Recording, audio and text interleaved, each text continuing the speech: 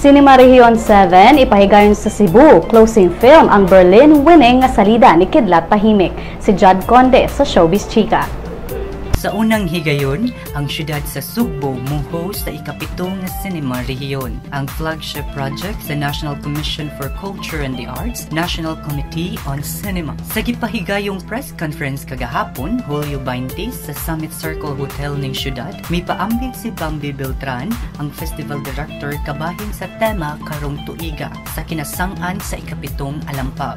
Cebu is in the crossroad of the Philippines because of our location, and I would like to think that the film scene in Cebu is in the crossroad and it is moving to become an industry, a healthy industry. Especially because we now have a Cebuano Cinema Development Council, we have high hopes that this organization will help.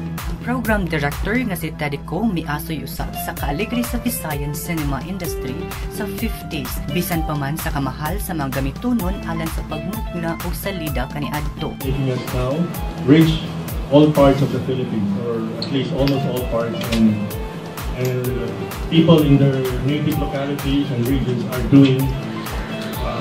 are telling us their stories through the medium of cinema. So that is why we are holding Cinema Rehiyon.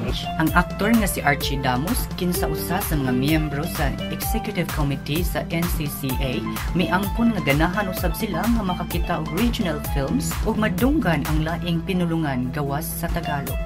The kind of films that we do in Manila, which is very thankful for the fact that Teddy, he was one of the people who spearheaded having this regional cinema festivals, because he wanted to showcase not just in Manila all the films that you can find throughout the Philippines. Napulog pito ka mga full-length films ang ipakita sa umaabot na Cinema Rehiyon 7.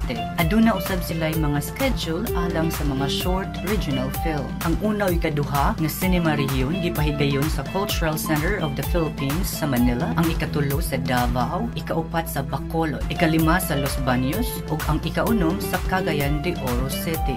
Sa laing bahin, ang internationally acclaimed nga salida ni Kidlat Tahimik nga Balikbayan No. 1, Memories of Overdevelopment Redux III ang mutapos sa festival. Ang Balikbayan No. 1 midaog sa The Caligari Film Prize sa 65th Berlin International Forum of New Cinema sa niaging Pebrero ning tuig. Ang Balikbayan No. 1 naghisgot kabahin sa tinuod nga tawo nga maoy unang nituyok sa tibuok kalibutan. At ang iyang Cinema Rehiyon 7 karong umaabot Agosto 6 hangtod 9.